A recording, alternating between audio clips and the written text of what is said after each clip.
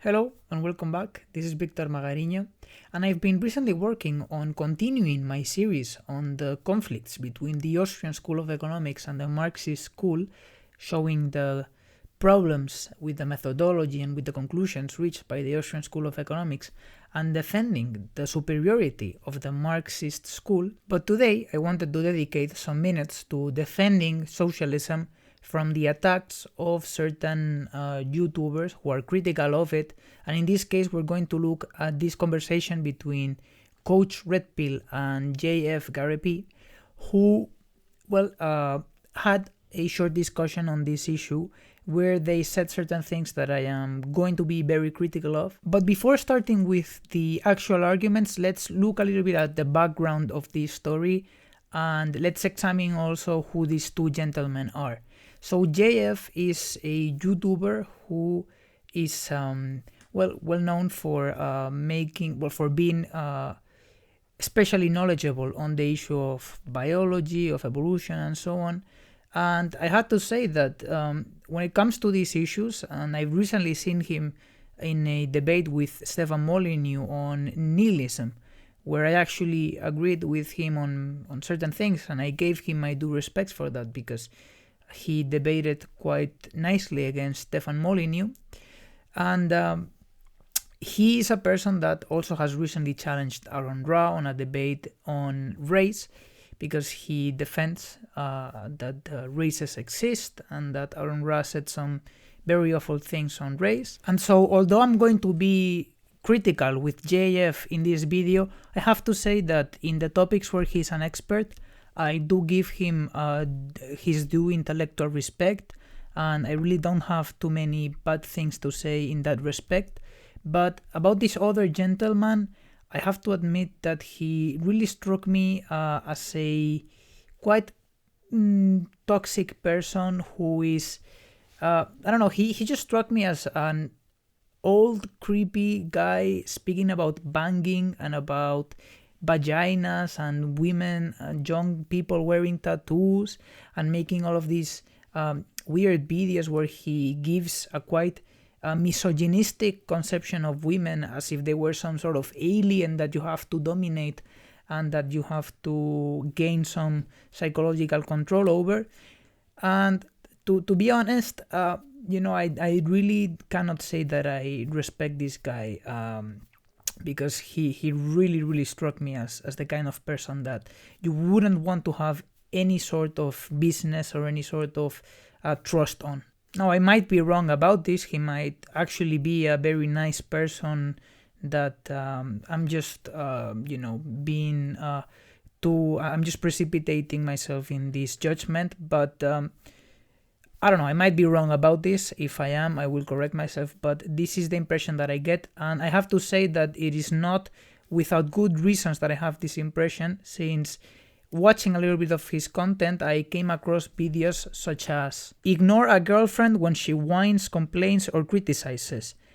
Never put up with a girlfriend's shit. The 80-20 rule of the sexual marketplace. He also has pieces such as why nice guys always lose, or girls with tattoos, where he gives very nice conception of women with tattoos. He also has pieces such as women need a man who takes control, or male feminists, nice guys and other odious men, because we all know that male feminists are the most odious people on earth. We also have videos such as women love watching you do stuff, or women. There are also great pieces of psychological research such as shame women, or he also has some great advice for young women who are attractive, such as a warning to pretty girls. And he also has some recent pieces such as women don't want the truth, they want lies, or a classical never be a simp, whatever that even means. So maybe it's me, maybe I'm just an old school person, but I really found it quite distasteful to watch an old person who is supposed to be a grown-up talking about, pussy and about banging and all of these things. I mean, not even I do this, and I am 20 years old, so why would, an old person supposed to be grown up be speaking about these things? I don't know, maybe it's just me. So now that we have introduced these two gentlemen, let's look at what was the background of this conversation that they had. And this conversation actually happened right after Coach Red Pill had debated Bosch on the issue of socialism. And once again, I don't know Bosch particularly. I haven't seen his videos or anything. I just know that he has been lately debating a lot of people on this issue. And when I've watched him, I really haven't gotten the impression that he is too knowledgeable on certain Marxist positions on economic issues. But I really don't have any problems with him. But Coach Red Pill had this discussion with him, and they were basically, talking to each other about what happened in that debate. So let's watch the actual arguments. Because, see, if you are confident in your arguments, you don't have to be dishonest. But these guys are. The only thing I hope is that some of their audience will see that, they're dishonest. They're not interested in finding the truth. Because, one of the things that I'm going to sound like I'm sucking your dick, but I'm not. One of the things I've always liked about you is that you don't really care about a particular ideology. You just want to get to the truth, which I think is a very valuable quality. But these guys, they care about their ideology. And they are willing to throw truth under the bus in order to, quote unquote, win. But what we saw today is you guys converge very quickly toward the question of, does socialism work? And you didn't even accept that the USSR was socialism. Is that also what you got? China was socialist. China, the Great Leap Forward, the Cultural Revolution. No, it was never socialist.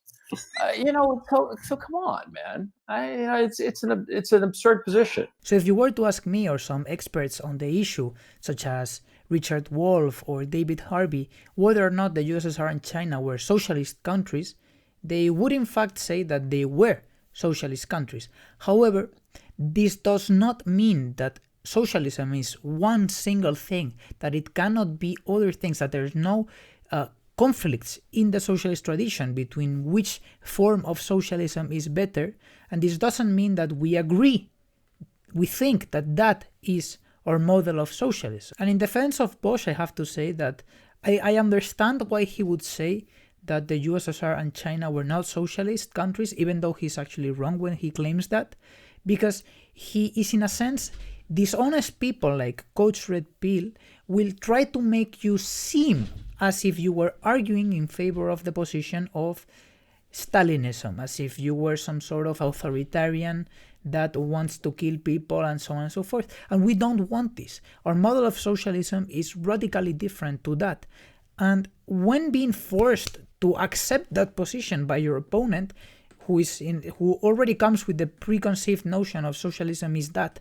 It cannot be anything else. And everyone that defends socialism, whether explicitly or implicitly, has to defend authoritarianism. What Bosch was forced, in a sense, was to say that the USSR and China were not socialist countries because he actually doesn't agree, as many other socialists and Marxists like myself do today. He doesn't agree that with everything that occurred there, even though we accept that there were certain improvements made there, and that life there was actually, during certain periods, good compared to what it had been in those countries before their respective revolutions. And so, although we don't agree with everything that occurred in those nations, we do in fact think that there were certain measures, certain things that occurred in the USSR and in China that we should take note of, and that we should in fact try to implement in our new attempts of socialism. We shouldn't try to attempt more this authoritarian state capitalist conception of the production and distribution, but on the other hand, we want to see, for example, some of the things that occurred there which were good, such as the improvement of women's lives and of women's rights in these countries.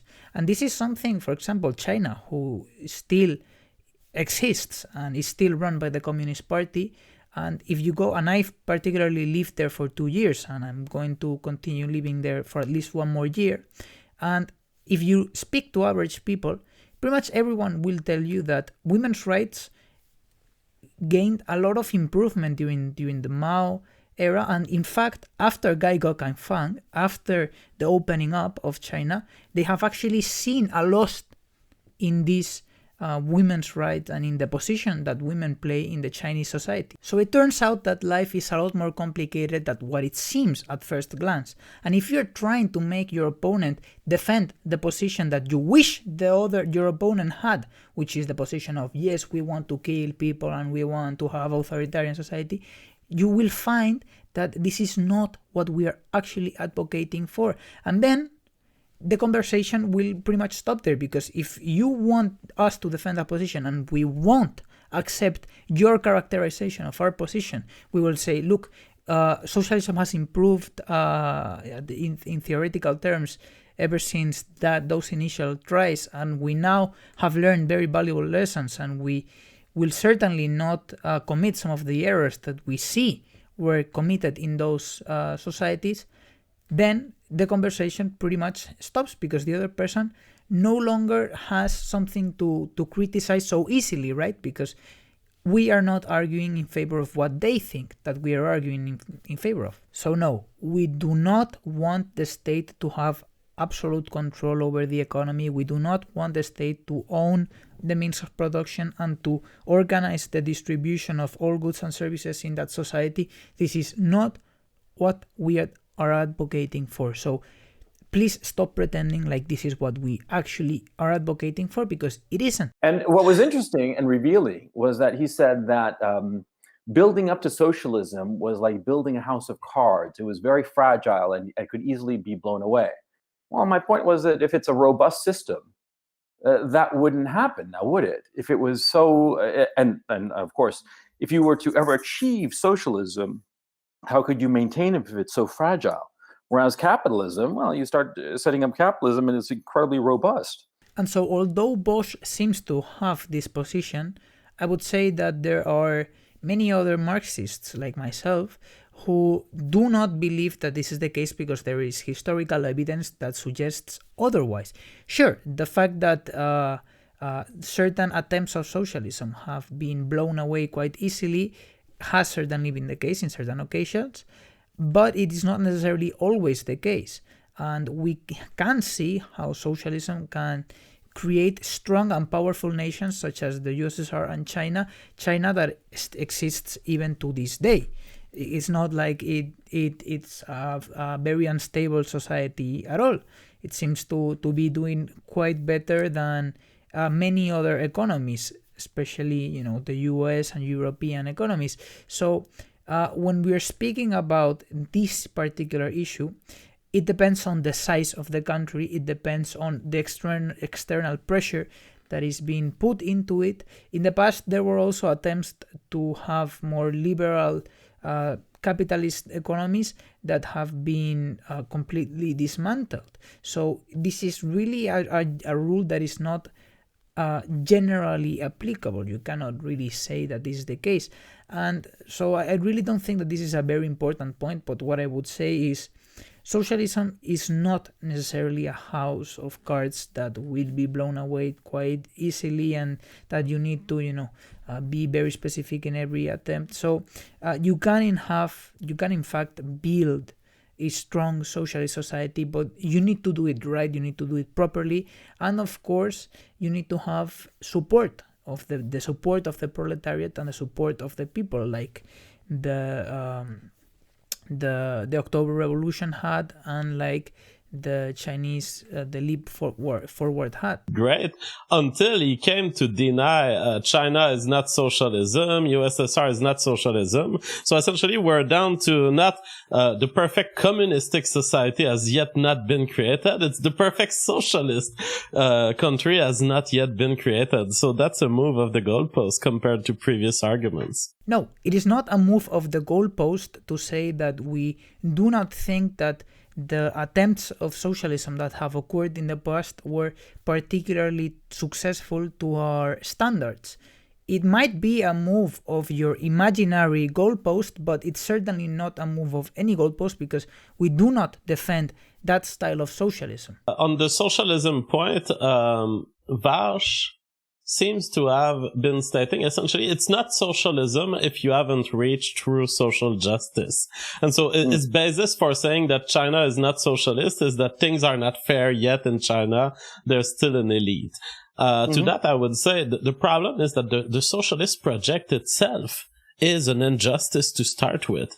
It is a redistribution of wealth, and of course it's not going to be fair, because by the very mechanism that you want to take wealth from some people to give it to other, you are making your society unequal by nature. You are saying those people who didn't work will get as much as those people who worked. So that's why socialism never reaches fairness. It's that fairness is actually capitalism. And here is particularly where I found my most important disagreement with JF. And I actually commented in the comment section there, and here is the argument that I put forth against this very simplistic and sloppy notion of why socialism is unfair. So this is what I said. I said, the notion that socialism isn't fair because it means redistributing wealth is quite wrong in multiple ways.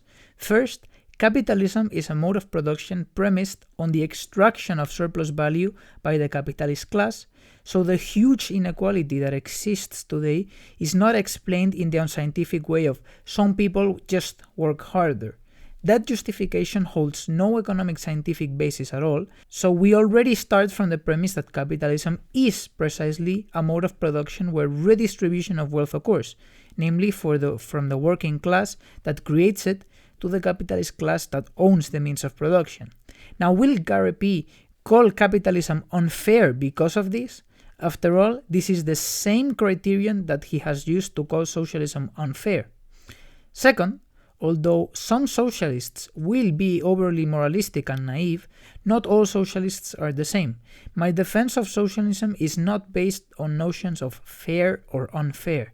The aim of Marxists like myself is to study capitalism scientifically, to see the underlying laws governing social behavior under this system, explain the contradictions that emanate from it, and make well-informed predictions about how it might behave in the future so as to enrich our socialist political activism and ground it in the actual world, not some idealized version of it.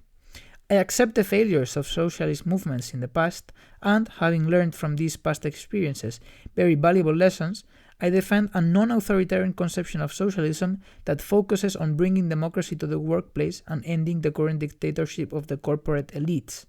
I will defend this position in a debate against you if you're up for it. So here, not only did I challenge his argument, but I actually challenged him, I challenged JF to a debate, because a day before, he had criticized quite strongly Aaron Ra, and he had been claiming that if you believe a position with enough confidence, so as to be, speaking about it in public and criticizing other people for holding views that are not aligned with yours, that you should, in fact, if you are so confident, you should, in fact, be able to debate that position. So his test for how confident you are in a position, or how valuable that position really is on whether or not you would be able to debate it.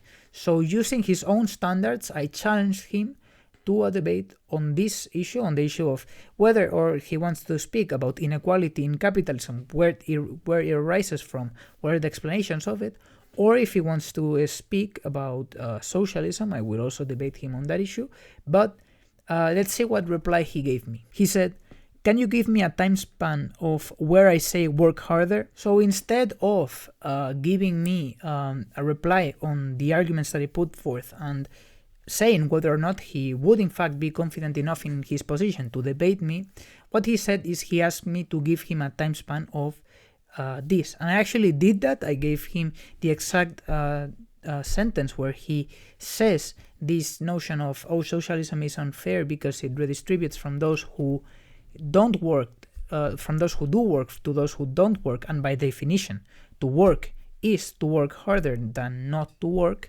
So he does in fact believe, or he seems to believe, unless he misspoke, that in capitalism, inequality arises from the fact that some people just work harder, where some people don't, or don't work at all. And in socialism, this natural thing is trying to be disrupted by the state trying to redistribute the wealth from those who do work to those who don't work. And this is a simplistic and terrible position to have, because nobody is defending that, and this is not how capitalist inequality emerges, and this is not what socialist economies did in the past. So for a person that at the beginning of that conversation was saying that they are truth seekers, that their thought is not obscured by ideology, and that they are trying to fight these evil leftists who actually their minds are corrupted by ideology, for a person like of that hyper rationality, this sloppy reasoning seems to be not aligned with the kind of rhetoric that we were listening at the beginning. So what should be the conclusion that I extract from this? Should it be that you are not a truth seeker? Because this is exactly what you are demonstrating in this video. Well, the thing is, see, socialism wants to have its cake and eat it too, because it sort of like denies the inherent difference of people, and yet it wants to equalize people, i.e. admits that people are different. There are always going to be people who are more capable than others. Of course, this is unfair, but this is life. It's the nature of every species. In every species, there are those individuals, be they polar bears or penguins or whatever, that are better than the others, better, more energetic, more whatever quality you want to name. And there are others that are lesser. And this is the nature of life. And some people are simply better and more capable than others, and they succeed to a greater extent. And so what, you're supposed to penalize them for it? That seems kind of unfair now, isn't it? But that's basically socialism. And here we have yet another strawman, because they are going to argue that socialism is, in a sense, trying to go against human nature, because humans are different by nature. So socialism, in its attempt to equalize everyone, is going against this biological current, and that's why it's unfair, and that's why it fails. And this not only is also aligned with what had been said before, terrible reasoning, but this is a huge strawman. Nobody in the history of socialism argued in favor of complete equality. None of the figures. I would really challenge you to give me a quote, Marx quote, Engels quote, Lenin quote, any one of the huge figures in the socialist tradition who said that the goal is to achieve complete equality. Our goal is to achieve the emancipation of the proletariat. Where does complete equality fit there? We do not want complete equality, because we don't think that is a particularly good political thing to reach. What we want is to end class struggle, and we want is to end exploitation. But this doesn't mean that we want just people to earn the same and to drive the same car and to live in the same house. This is not what we want. So stop pretending, stop strawmanning our position. Why? You are the ones that at the beginning of the video were saying that you were truth seekers, that you didn't really care about ideology, and yet everything that you're doing in this video is proving otherwise. I particularly have debated the issue of inequality and have some videos on inequality where I particularly state that the Marxist position of inequality starts with the assumption, which is grounded in the real world, that humans are unequal by nature, that humans are not born the same. And yet that fact doesn't explain all the inequality that we see in our modern world. You need to dive deeper. You need to look at the economic phenomena that underlies, that explains inequality in capitalist societies. And this is what you guys are not doing here. So instead of pretending, why don't you actually engage with the Marxist literature, and why don't you actually try to really get a grasp of what the ideas of the people that you're trying to criticize are, instead of just being there, speaking to one another about what you think that the Marxist position on these issues, the socialist position on these issues is. So actually try to engage with these arguments. And you, particularly JF, have criticized other people when they have done this in the past, and yet you are doing it here without any sort of shame. You're just strawmanning, doing all of this, and yet when other people do it, you ask them for responsibility, and you tell them, look, what you are doing here is misinformation, and so on and so forth, which is what you did with Unra, for example. We have literally seen 2 strawman fallacies in less than 7 minutes of these 2 gentlemen speaking to each other. So what are the consequences that we should extract from this? Should we believe you when you say that you really seek the truth, or should we be skeptical, as I am being right now when I hear that initial statement of Coach Red Pill venerating you for being a truth seeker? We should in fact be skeptical, because you have demonstrated that unless you actually go ahead and apologize and correct yourself for these mistakes that you have committed, or you actually confront me on this issue and you try to defend your position to the extent where you make me correct myself, unless you do any of those things, what the people that watch you, that understand this issue, what they're going to see is that you are basically not true to what you believe.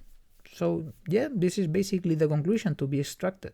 And as I've said many times in the past, this doesn't have anything to do with being slightly wrong sometimes, because we all make mistakes, we can all be wrong, and it's fine, it's okay. If someone is wrong, correct them, and if I'm wrong, correct me. I'll change my mind. I've been wrong in the past, I've changed my mind, I've corrected myself certain times, but this is not precisely being slightly wrong on a very particular issue. This is completely misinterpreting your opponent's position and trying to beat down a simple straw man whilst you laughed at each other and whilst you think to yourselves that you are being intellectually honest, which you aren't. And I love how you diagnosed the problem of socialism. When he asked, you said it straight. You said it's the mislabeling of prices. Labeling is not the word you use. What was it that you said?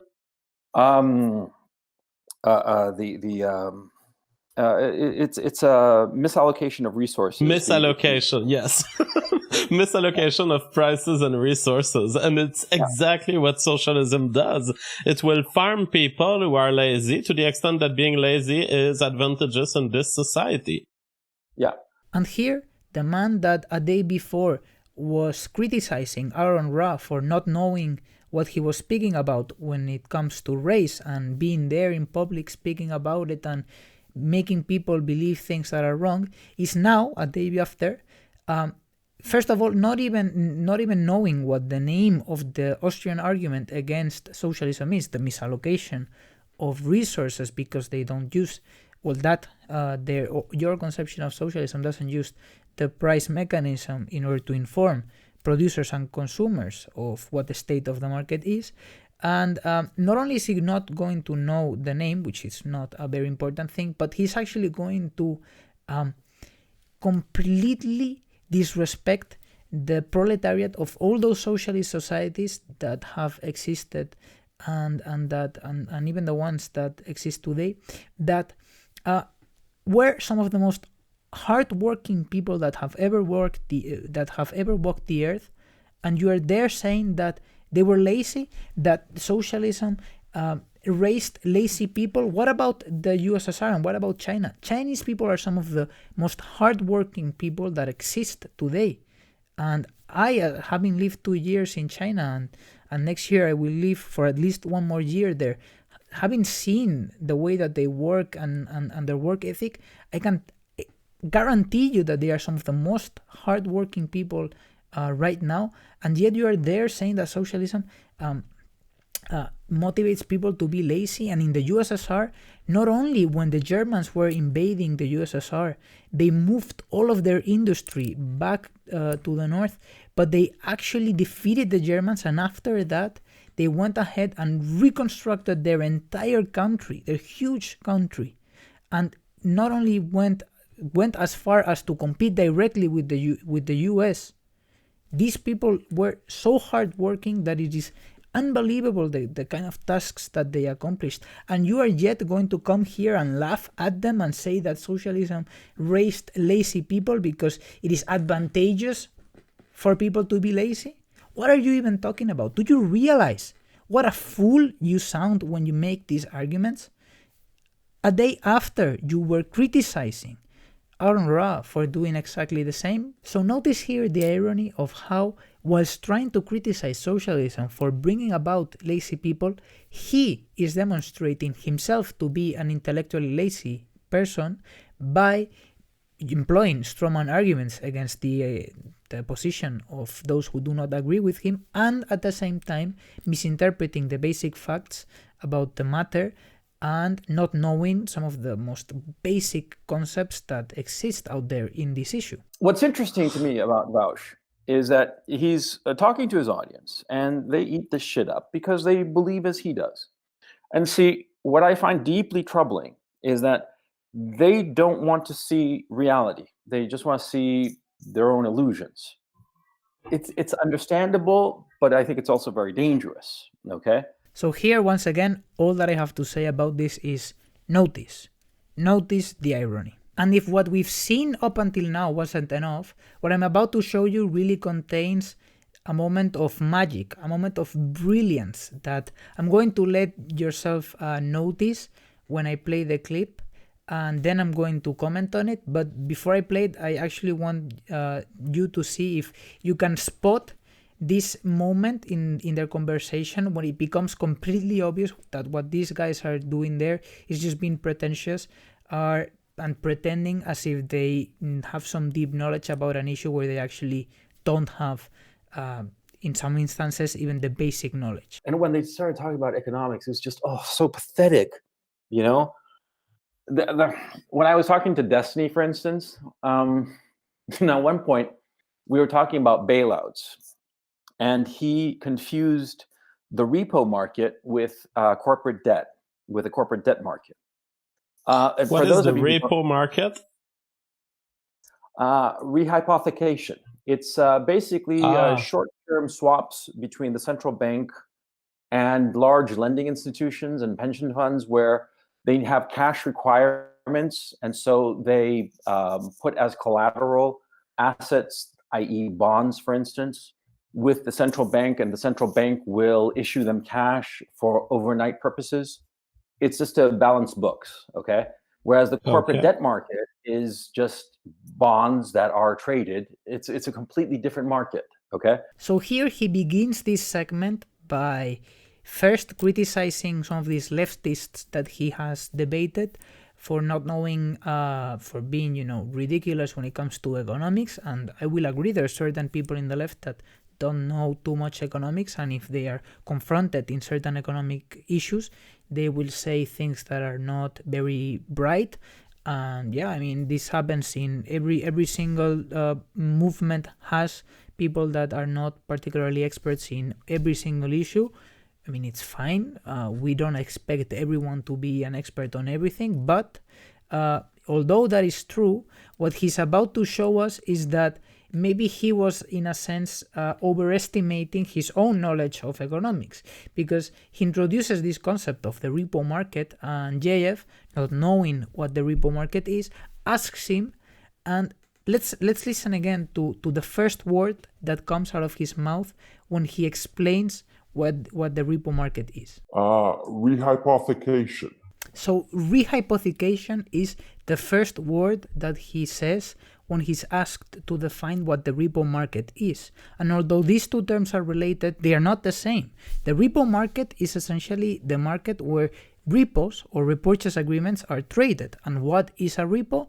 A repo is essentially a seller sells a security and receives a price that is lower than the original price of that security and agrees with the party that is buying it to repurchase it at its original price.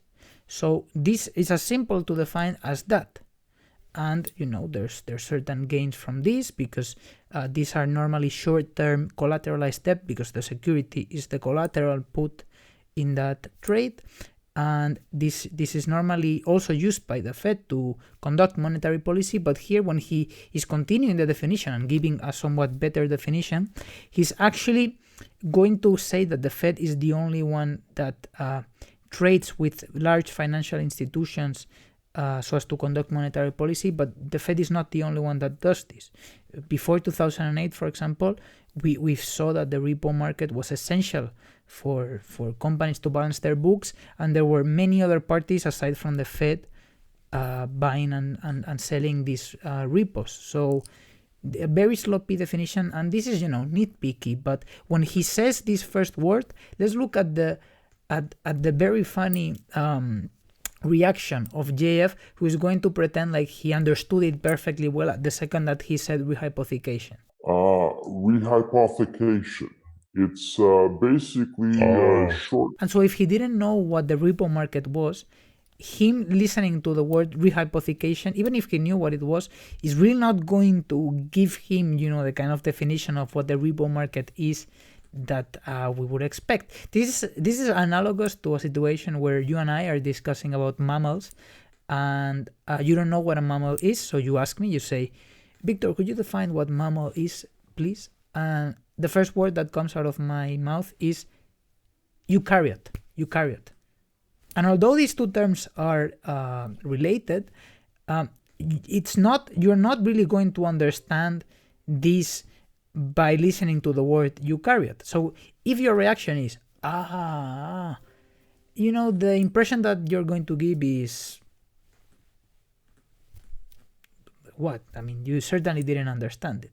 So, I mean, this is a small thing, but it's just to let you know the kind of exhibition that they gave in this video. It's just the final touch to this conversation that I really I've been very critical of. And to conclude the video, I really want to challenge first of all JF for this. He replied to me, but he hasn't replied on whether or not he will accept the challenge. He hasn't replied on whether whether he will correct himself, or he hasn't really made any comments on my position at all. So this is a challenge, and right now I'm currently engaged in 3 challenges. I have one to Stefan Molyneux on the 2008 financial crisis and on inequality. I have another one with the academic agent on the classical economists and the issue of value. And then I have this one with JF on socialism and on inequality too. So will I get an answer to any of these challenges? Will I get the opportunity to actually engage in a debate with these gentlemen who have held positions that I think are utterly wrong, as I have done in the past. In the past, I've done debates. I've debated Adam Friended, who accepted my challenge, and we've actually spoken even twice. So these are 3 debates. Will I get an answer? I don't know. But if he is really true to what he has said in the past and to what he seems to believe, he should, if he's confident enough, defend his position. If not, he should correct himself, and he should, if he doesn't want to debate or anything, he should just write me what he thinks are the problems with my position and what are the strengths of his position, that in here we've shown is quite fallacious and not a position that anyone that truly cares about whether their beliefs are true or not will hold. So this is it for now. I will continue to upload, as I've said at the beginning, on the Austrian School of Economics and on other issues. So stay here if you want to see more of that. And I will see you in the next video. You can support me by subscribing, by liking, all of these nice things. And I will see you next time.